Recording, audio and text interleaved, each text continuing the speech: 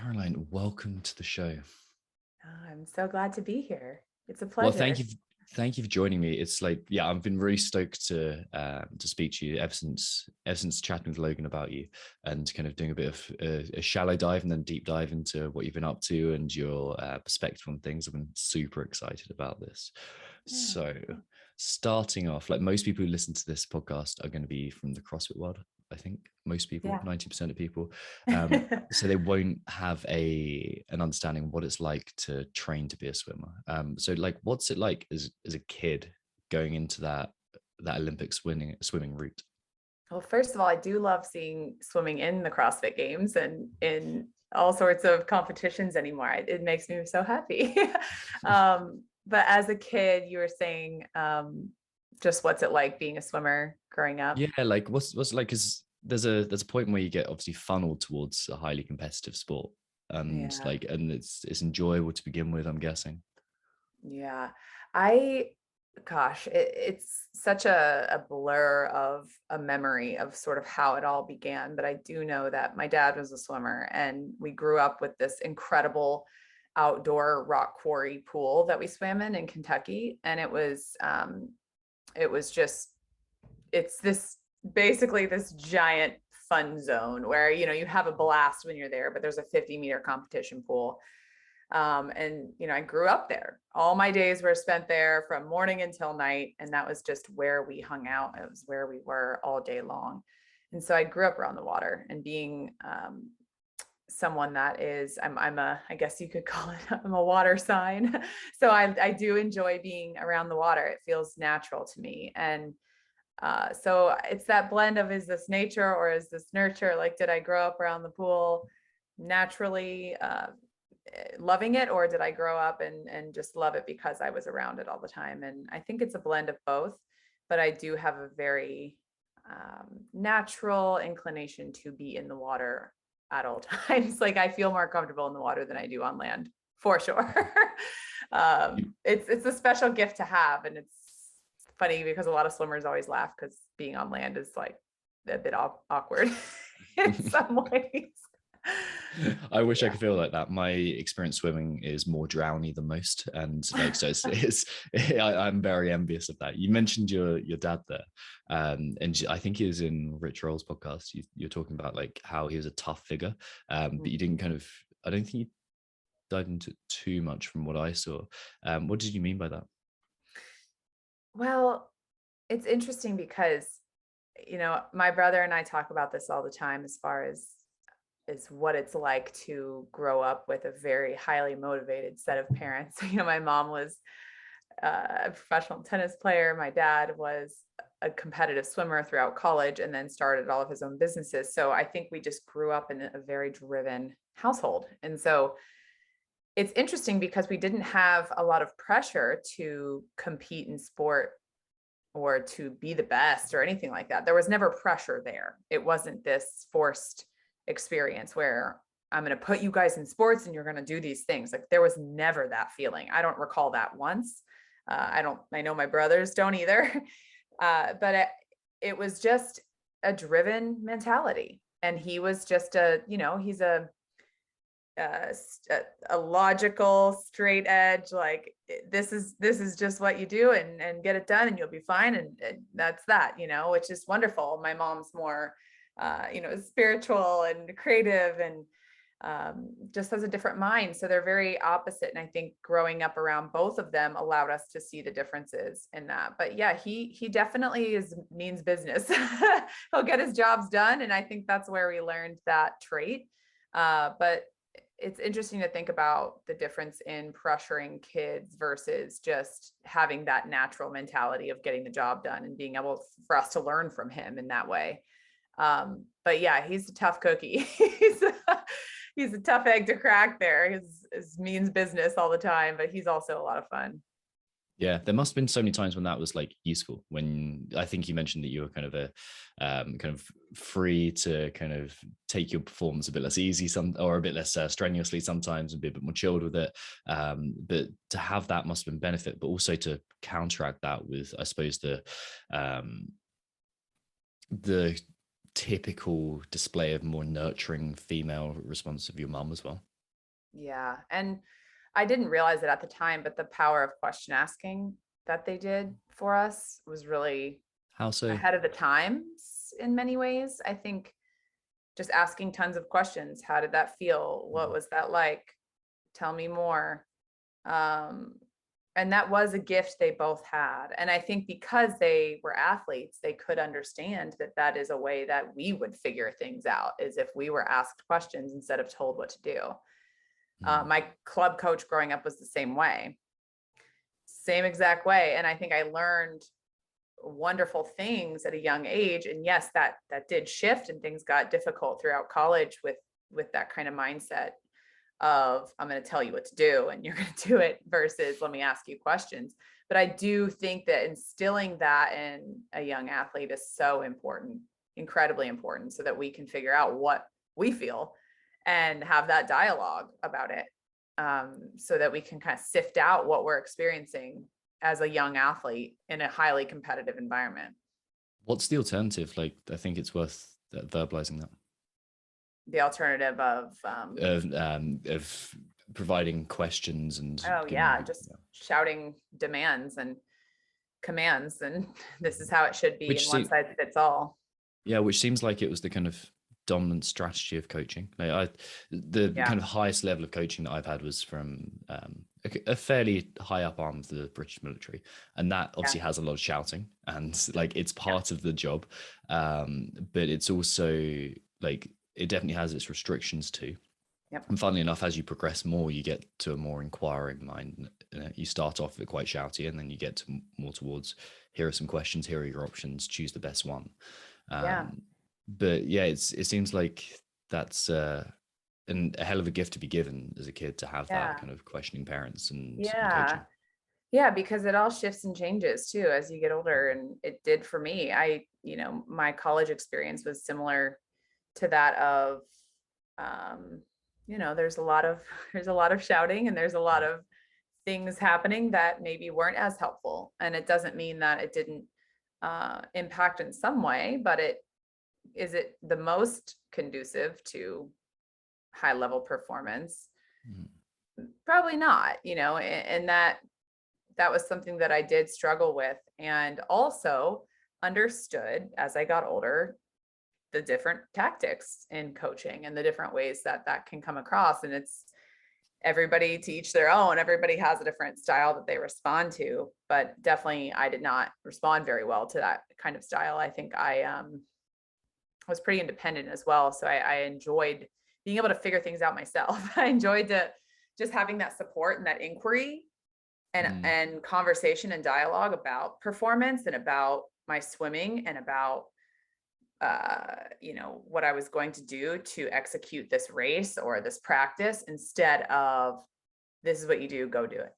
Like that, it didn't sit with me as well. And other people it does, but I really enjoyed being able to figure things out on my own and have that autonomy to sit back, as much as I hated it some days. Like, I don't know how to do this race. I don't know the strategy for this. I don't know this, but having been asked questions, I can learn how to do it myself. And I think that was a really empowering thing at a young age, that I was able to figure out throughout college and university as to what wasn't working and how can I pull back what I experienced as a younger athlete to utilize that, because that's what worked for me. Yeah. When did you figure that out? Was there a moment where you're like, oh man, this doesn't work for me? Yeah, honestly, it was sophomore year. So second year of university. I was not competing well. It was a rough year for me. I was training with the distance group, which means you're training, double the mileage that you would any other group or discipline. And it was just depleting me in many ways. And I was, too thin and not nourishing myself enough. I got really sick at one point and was out for like a week and a half, 2 weeks with like pneumonia or something. I forget at this time, but it was just a rough time. And I remember being like, hold on, my body is clearly shutting down here, and there's something that's not working for me. And I had to step back and reassess, like, is it just physical or is this emotional? and like what components are included in this. And thinking to that time and being able to sit down with my coaches and say, hey, you know, as hard as this was, because trust me, this didn't happen overnight. The pouting and the tantrums, inner tantrums happened first, you know, internally before I had the guts to go talk in person or have a conversation. But when those conversations did happen in that open dialogue with the coach about something isn't working, I don't know what it is, but it's not working. And I feel burnt out and exhausted and I'm sick. And I'm also defeated mentally. And I don't feel encouraged to or excited to be here. Like this feels like a job, a chore, like I have to do it. And at what point can I find that passion, that love again, and start to learn, like, why do I love to swim? What is it that I want to do here? And those conversations really shifted things. And by the time it took a minute, but after my sophomore year, my junior and senior year were much better after having conversations and understanding what is it that I do need as an athlete, and how can I also understand the coaching style that I'm given and figure out a way to get what I need out of this so that I can learn to love this again. How did that conversation go down when you first brought up? Well, there's a couple different times that we had it, but I remember one vivid conversation where I came into practice, you know, when any human's afraid to have a conversation, what's the first thing that sort of happens when you're around that person and you have this like awkward thing that you have a lot of resentment, you're hoarding it inside of you and you're angry, but you don't want to let the person know. And I would just come in and I was pouting and quiet, and, you know, obvious that I was wearing my emotions on my sleeve, that something was wrong. And that specific day, you know, what could I have done better? Obviously approached it, but I didn't. And so he approached me and was like, I don't like your attitude. You can leave. So I pulled my equipment bag and I was like, oh, I've never been kicked out of practice before, but here we go. So, you know, I went to the locker room and the women's coach came after me and we had a conversation there. And I just felt like, I don't know how to perform. I feel so much pressure. I feel like I'm not good enough. The messages I'm receiving aren't helping me right now. Like it's just bringing me down. And I want to be able to learn and learn from the feedback and make these changes. But I just feel like I'm being criticized and I'm not understanding what's happening here, and I'm exhausted. So I had a conversation with him.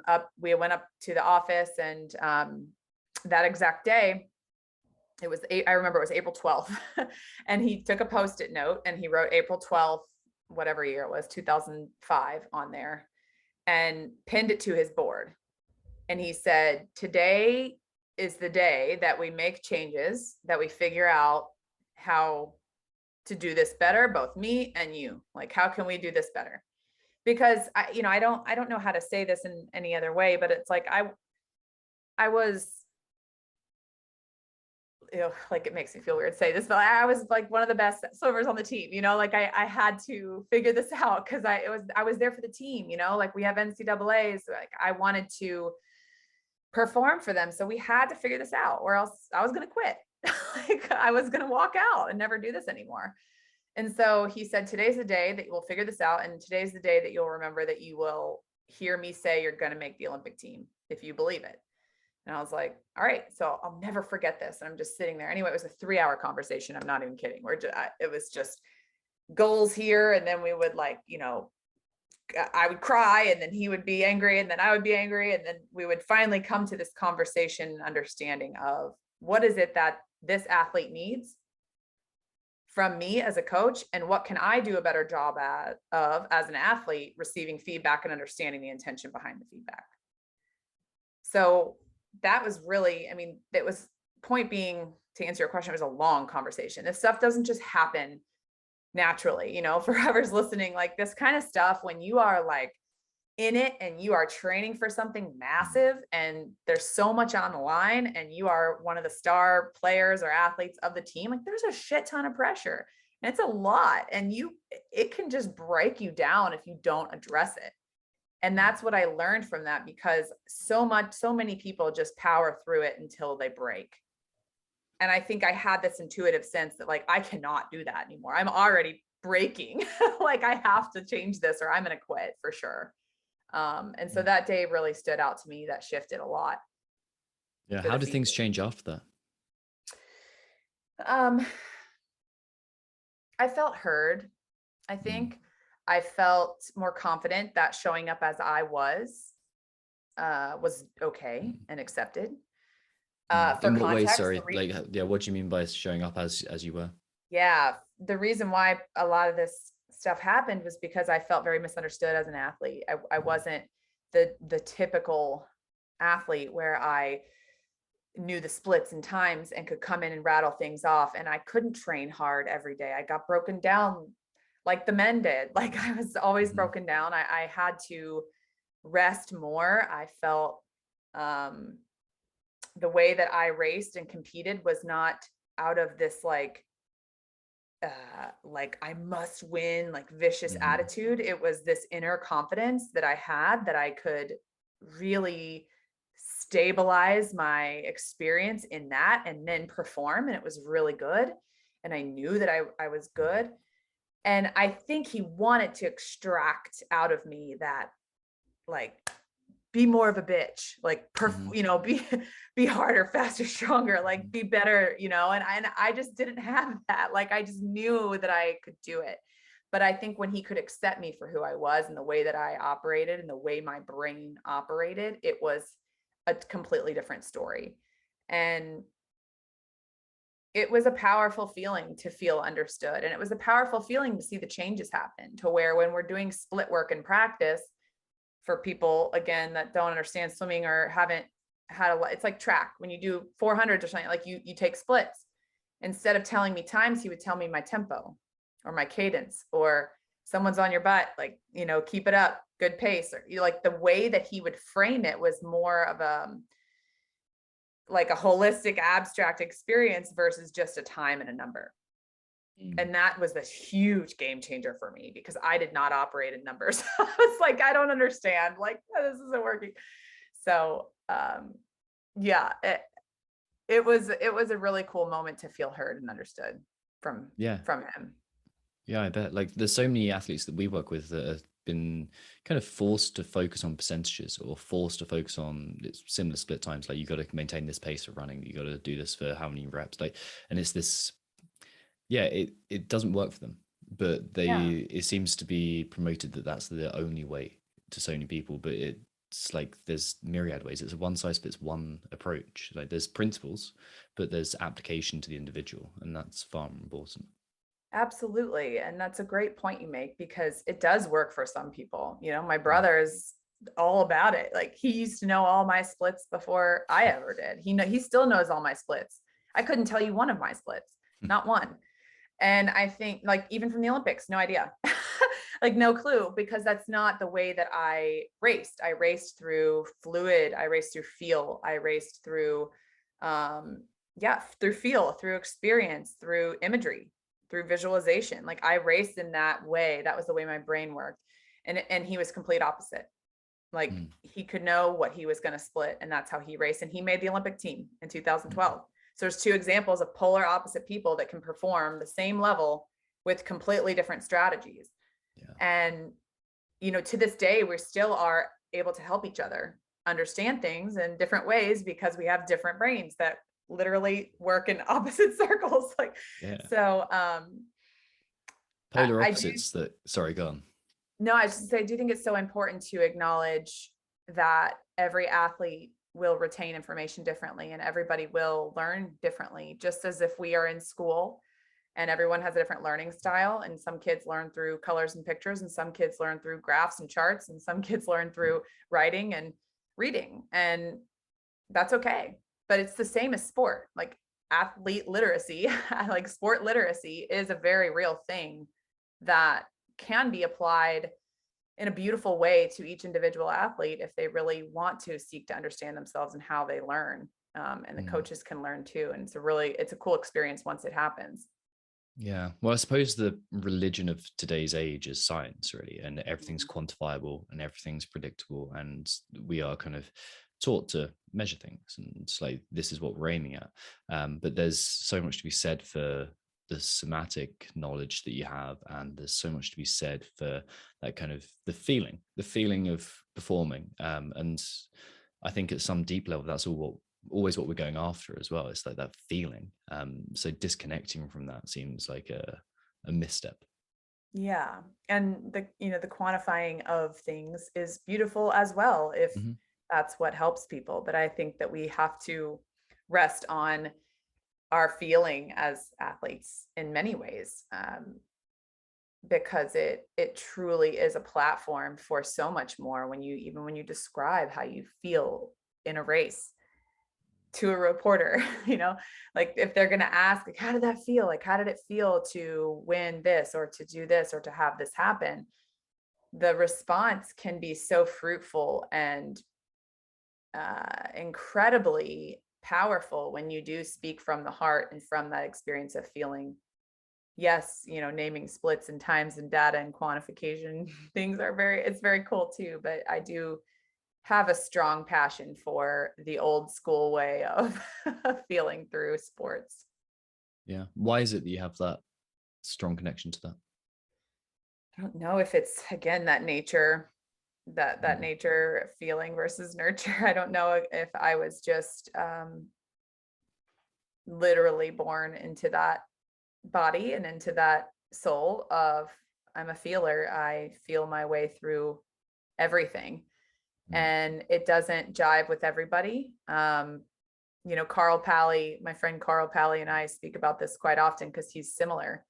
Uh, his whole mantra is, about feeling, and about feeling is the ultimate way to perform and to achieve.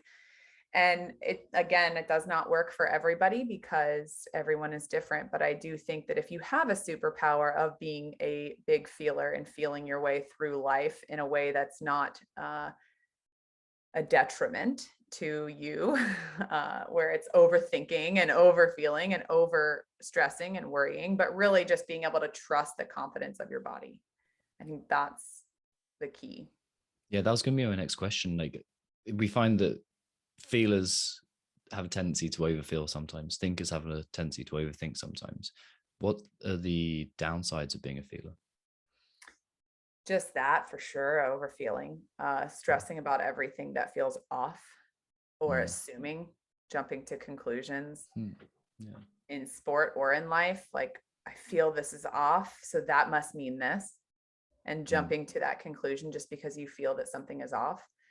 Um, I noticed that this happens when we are disconnected from our bodies, though. When you feel connected to your body, there's less of a tendency to assume or to jump to conclusions because you are just ultimately connected Mm. completely.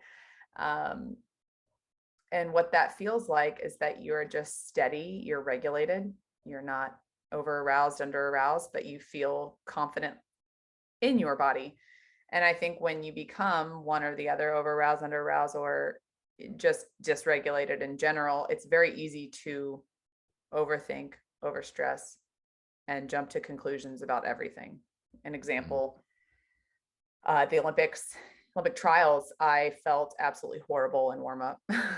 And I remember being like, oh my gosh, I feel horrible.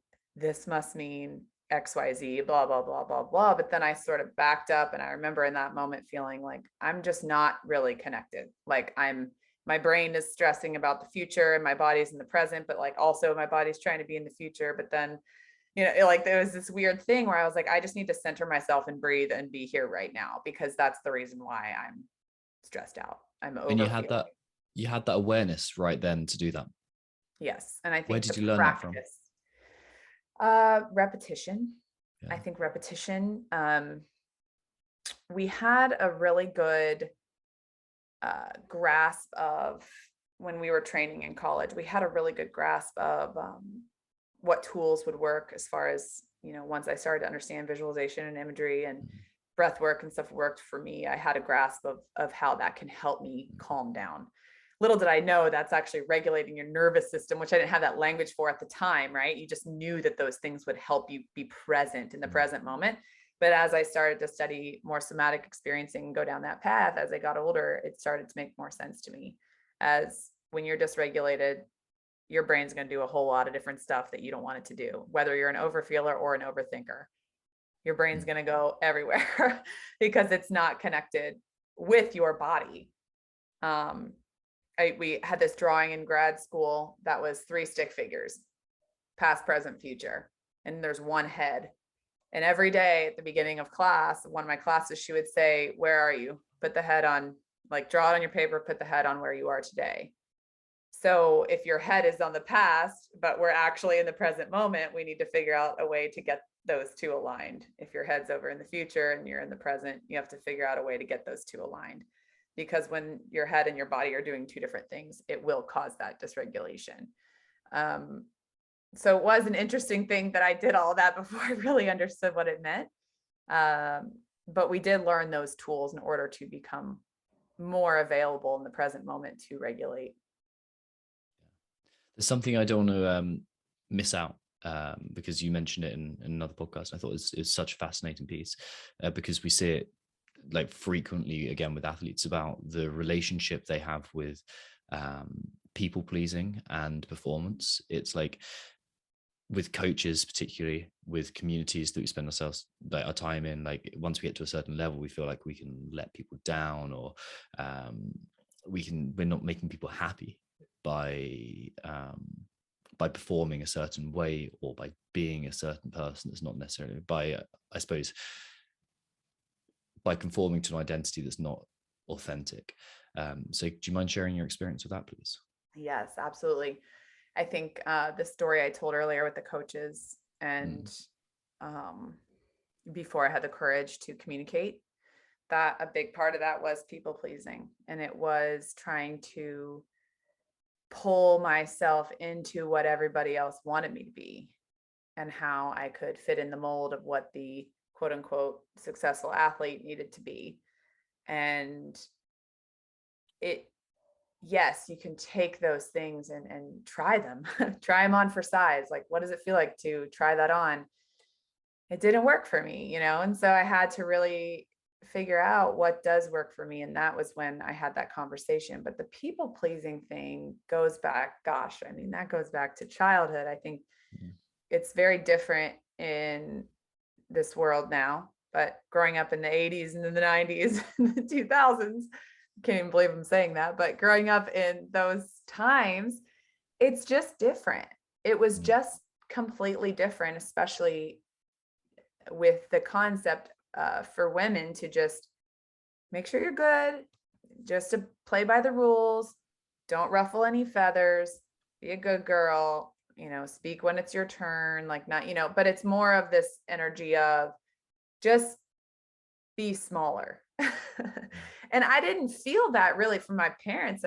You feel it from society, right? Like you just feel it from just be less of you and be good and don't ruffle any feathers, don't rock the boat. And so I learned that behavior. And I think I was always afraid to speak up. I was afraid to say like, hold on, I have a question, or hold on, I have something that I want to say. Like that was very difficult for me for a long time. And I'm still healing from that. Like I still have moments where I'm like, oh, I don't want to bother that person. I don't want to say anything, or I don't want to bring this up because this just doesn't matter. I just need to drop it. It's fine. It always comes back around to where you need to bring it up eventually. But that can run thick and deep. And I don't want to speak for everybody, but I certainly do know a lot of my women friends appreciate this conversation because we have all gone through a lot with this, and it's no one's fault. It's just the evolution of society and of culture and of the way that women can stand up. And, of course, men may have this too. I just don't know. I'm not, I don't have that experience, but I also do know that it is something that is extremely important to acknowledge so that you can move through that and heal that piece of it. Yeah. Speaking from like the male side of that, I think it's almost like of the same vein but slightly different. Like for me, it's more of like a you're not good enough or you don't deserve to. Yeah. Like that's what I see with guys a bit more, but it feels like that's different, and it's something I I really want to understand better for the female perspective. It's something that like I can intellectually understand, but I can't feel it. Like I can't feel that. So what does it feel like to be in that place? Mm. Well, it certainly feels small when Mm. you feel that you can't say anything because you don't want to upset somebody. Um, it certainly feels small when you do things because you think other people will want you to. You just recoil in a way. It feels like you're in a shell of yourself. And in your body, you just get small, literally. Like there's a difference between shoulders back and upright and feeling tall and strong in yourself, and then recoiling literally and hunching over and holding yourself smaller. And it is an actual thing. And there's, research and studies on power posing and how that can make, it really does open your body up. And that's all great and wonderful. And it's important to note that it takes a lot of rewiring of your entire system to be able to stand taller in yourself. And that's why so much of this movement of humans stepping into themselves and speaking their truth and all of these terms we hear all the time, really what all of that means is everyone's able to start to realize, if I wasn't heard when I was younger or at some point in my life, which we all have been there, how can I step into feeling heard now? And how can I start to exercise my voice and exercise my confidence in a way that feels healthy for me? Everyone's different, but I think it's an introspective question to ask yourself is, am I truly able to step in and ask myself, am I being as big as I can here? Am I feeling as full in myself here? Am I standing as tall as I can? Or am I recoiling and becoming smaller so that other people accept me and love me because I'm less difficult, less of this? It's a hard question to ask. Let's put it that way. And it's an even harder one to journal about. Yeah. Like, oh, I don't want to talk about this. I don't want to admit that I've been doing that. Yeah, absolutely. And it feels like where the more somatic side of things is coming in is really useful, because it seems like the psychoanalytic perspective and kind of Carl Rogers popularizing just listen, be a therapist, listen, and which is fantastic for some people, like 100%. And if it works, it works. But it seems like it was all very language based. But language is not the only tool we have to communicate. It's a great tool. It's a beautiful tool. It's such a refined and precise tool if we use it properly. Mm-hmm. But it's not the only tool, and it's not the way our body communicates to us either. Like it's not communicating thoughts. Thoughts happen later.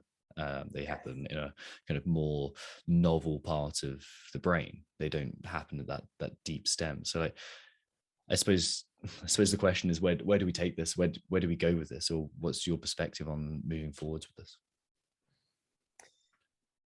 I think it's just back to the awareness piece. I think when we have an awareness of what it is in our lives that is holding us back, we're able to make change. Where are you stuck? Where am I small? Where am I feeling like I'm recoiling and hiding behind whatever it is? Because that right there is a tough question, because it challenges the ego. It challenges that confident ego that you have. Like, no, I'm fine. Like, no way, But again, this goes back to that exact situation that I had in college. And I still work through this to this day of, where am I small? Where am I playing small? Where am I, what am I hiding from?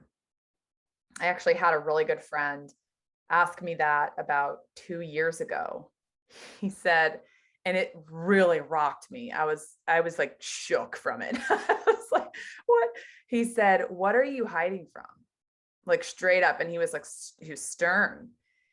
And I started sobbing because it was just this moment of clarity to where the light bulb went off and I could recognize I am hiding from myself, from pure joy, from being able to be the abstract, free-spirited Caroline. And instead, I'm trying to fit this mold that society wants me to be.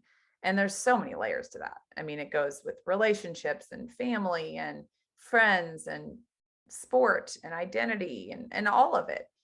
But that question was so intense because I do think that if we're really real with ourselves, a lot of us are hiding from something.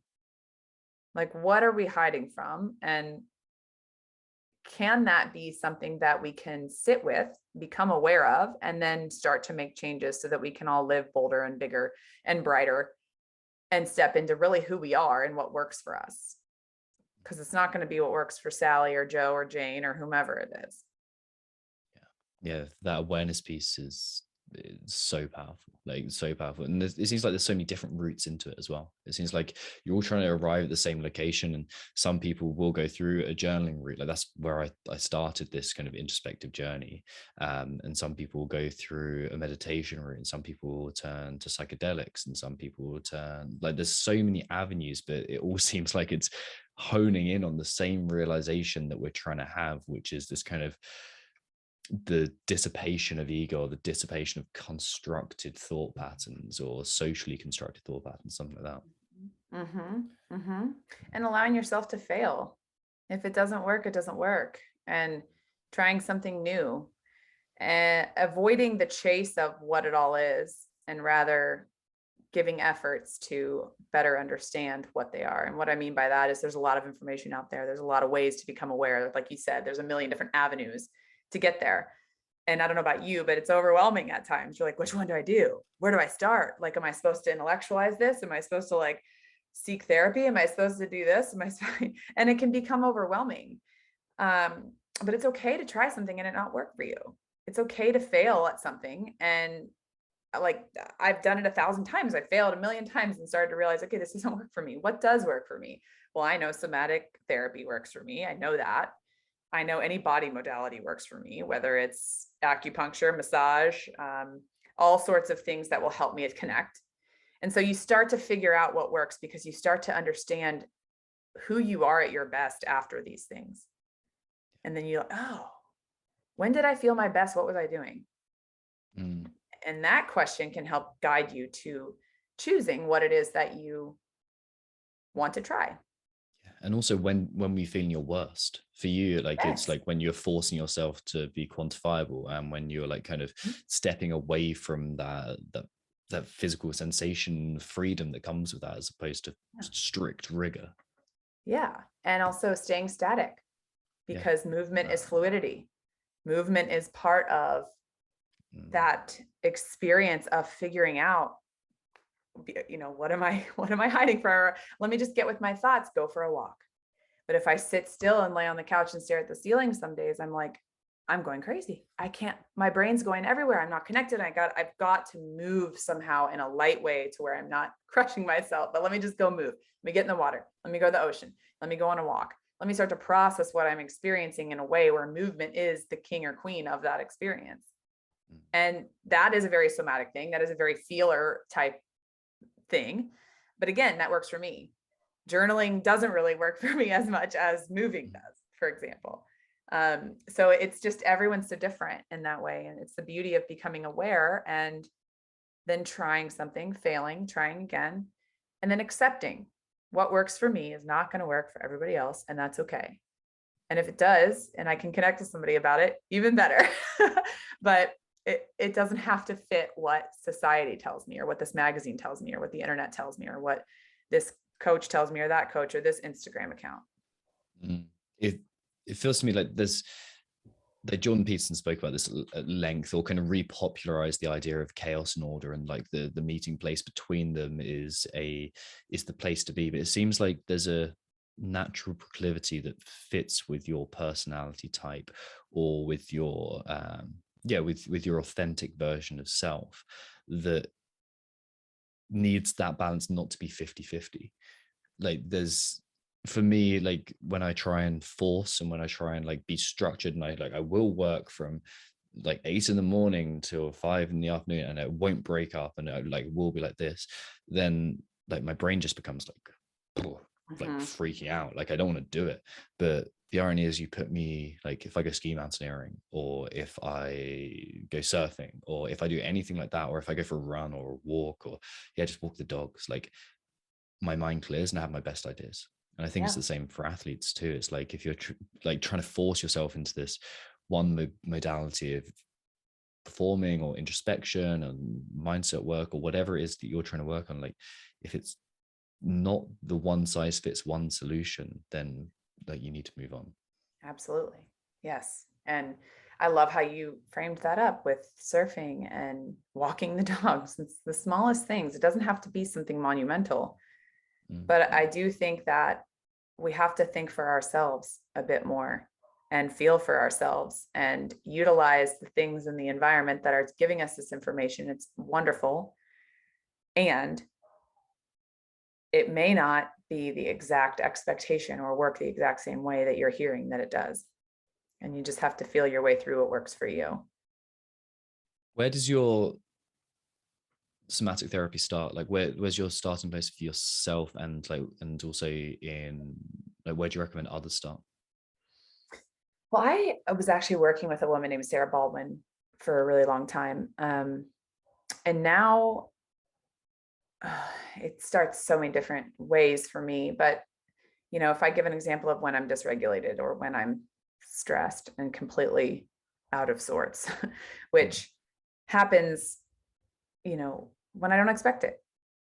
The first place that I start is with my breath, which we are all very aware of, and everybody talks about this, of course.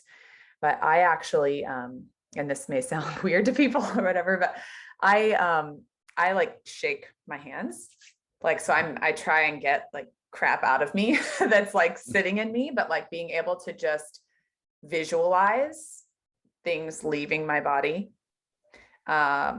through that and through my breath, it's really helpful. And then I usually do deep breath work. I actually do like some pelvic floor work, where I lay on my back and breathe into my pelvic floor, which helps connect, because I noticed the pelvic floor and the jaw are connected. So when our jaws are clenching and when we are stressed, I do some of that pelvic floor breathing, which is really helpful.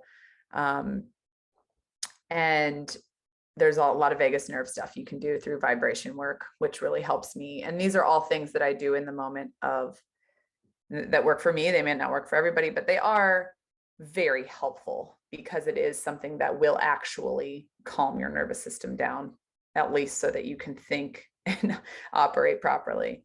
And then I move, I walk, I swim, I try and do something to get out of my head and into my body, yoga. But it's a long road, and there's no perfect way. And there's some days when I throw it all up, hands in the air, and I don't want to do anything, you know, just want to lay on the couch and cry. Or if, you know, something like that happens, I just let it happen the way it naturally will. And my body usually leads me to one of those things.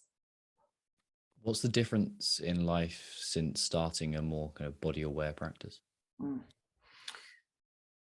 I feel more in control of myself, which is, of course, you know, releasing control is a thing we all talk about, but I'm talking about the brain to body connection.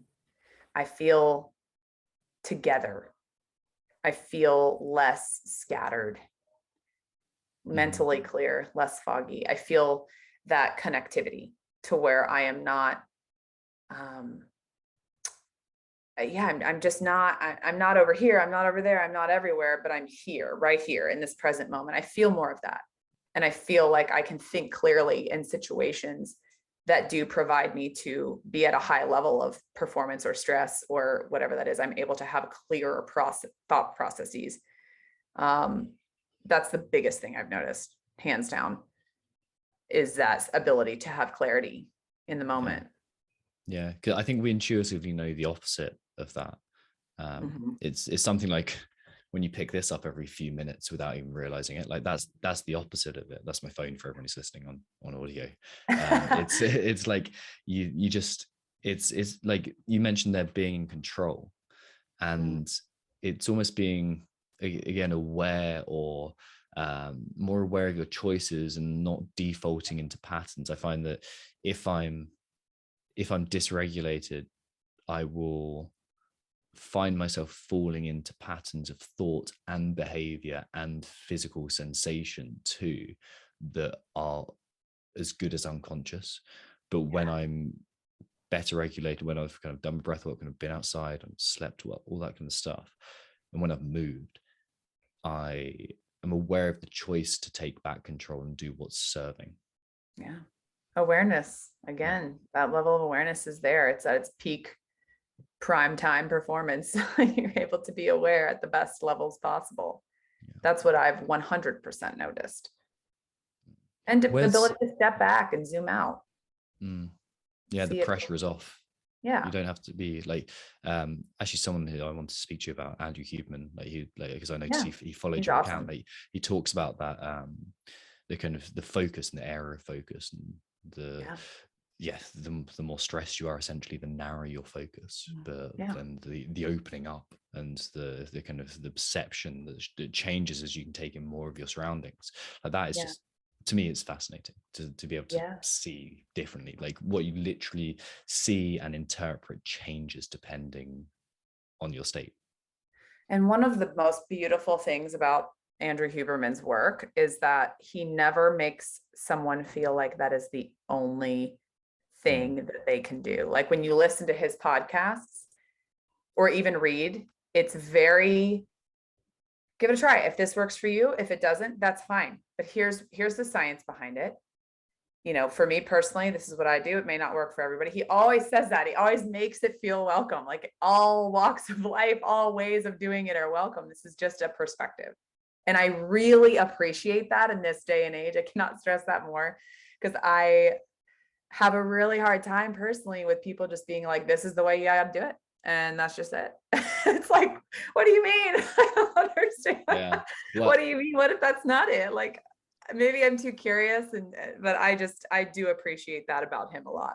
Yeah. So I think that almost comes back to the coaching rigor, and this is the only way to go. And like there's definitely been times when I figured something out and I thought like, this is the only way it's got to be done. Like this is the truth, not my truth, but the truth.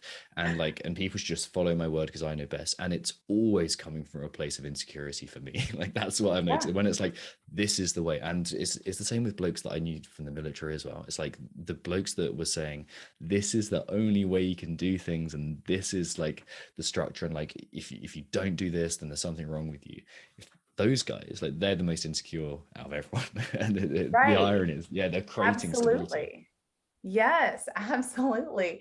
It is interesting because when I catch myself doing that, you're right, it's all rooted around insecurity and rooted around that feeling of, I don't want to lose this exact thing that I've figured out. So I want everybody to make sure they hear it. And that's really the truth of it too, is that we all just want to be heard.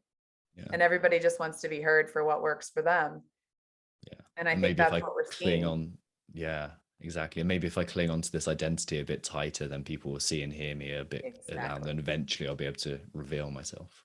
Which goes back to the people pleasing. It's all a cycle. And I think the beautiful thing about humans is that we're all more alike than we are different. And everyone just wants to be heard, accepted, and understood. And it comes out in different ways based on our life experiences. So when there's those shouting from the rooftops about a certain thing, it's the same thing as wanting to be liked and understood in someone else's way. So it's an interesting dynamic to think about. And it also helps you feel more human, that we're all in this together. Everyone's figuring out who they are, what we're all doing here, what we all want to be, what success means, what the definition of that is, what identity means, what the definition of that is, and what purpose is, and what our personal definitions of that are too. Mm.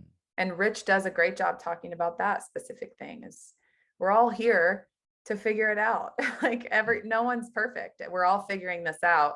If we can take what works and leave the rest, try everything you want, but make sure that you stay aware within yourself enough to know what's going to really speak to you and align with you and your values and your heart and your soul. And it takes practice, but it really does take tuning into who you are and tuning into yourself, tuning out the noise and focusing on what works for you.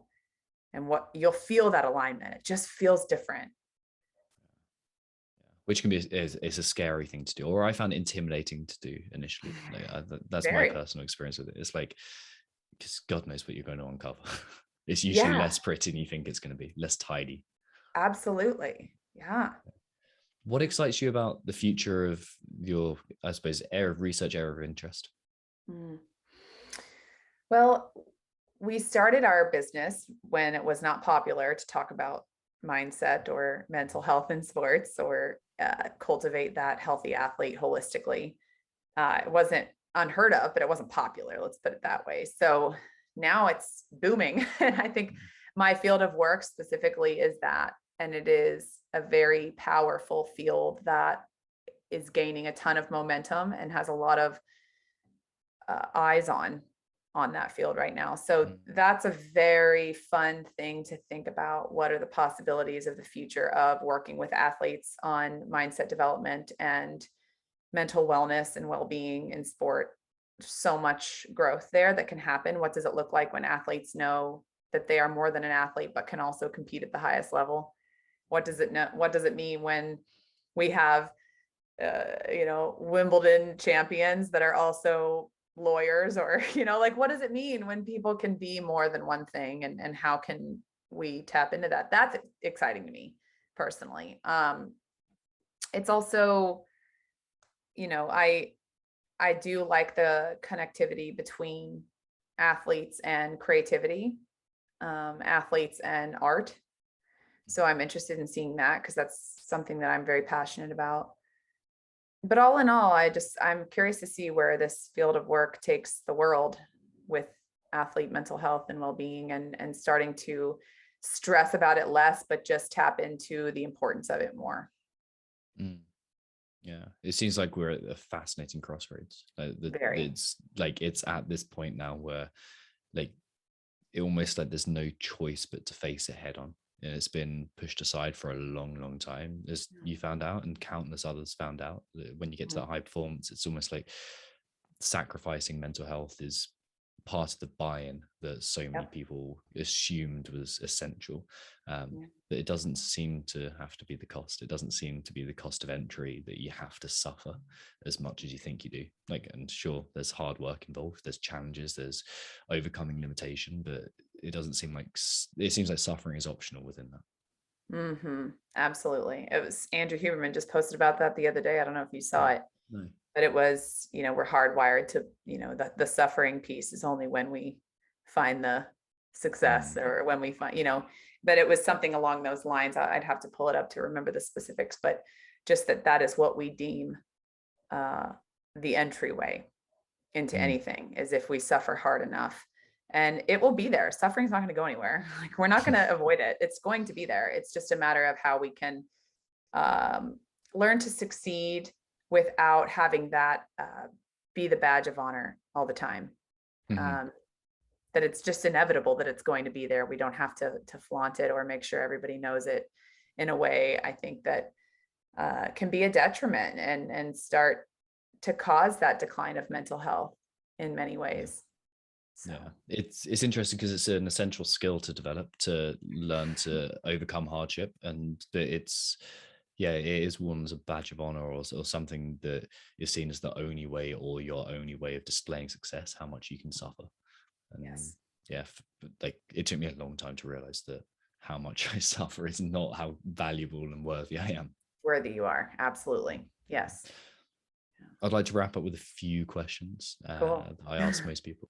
What books have you gifted most to other people? Oh, Eastern Body, Western Mind is one of my favorite books. The Body Keeps the Score. I've gifted The Untethered Soul far too many times back in my college and post-collegiate years. A lot of people ask me about books on somatic experiencing or their, books thereof. And so Waking the Tiger is a good one by Peter Levine. I love that kind of stuff. And also The War of Art, anything on resistance. I really like The War of Art. So that's an easy book to gift because it's so small and easy to find. So if you, I think Stephen Pressfield and Seth Godin's work as well goes hand in hand. Have you explored that? Yeah, Seth Godin's amazing. I get his newsletter every day. Yeah, me too. Yeah, and it's so beautifully and elegantly written. Like if I can write one sentence as well as he writes, like I'd just be blown away. Phenomenal soul. Yeah. We've touched on what habits you do for your own mental health and performance, like movement. Is there anything else? I'd say just keeping on top of my health in general. I see a functional medicine doctor, so I go to her every couple months just to check on things. And I think that support's helpful, just knowing someone's there for you, but also connecting, hey, what's showing up in my body? Is this showing up for a physical reason, or is there an emotional attachment to why this is so tired or what's happening here? You'd be surprised at lowering stress will change blood work in a rapid month or so.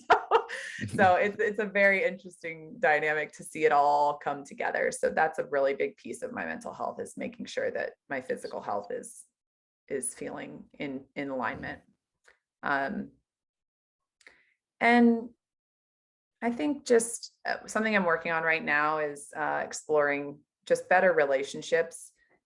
For a long time, I was going through such a difficult time. I sort of pushed everybody away and did my own thing. So exploring how to have not be so introverted and hide away and hide behind everything, but really be out there and have a balance of the two.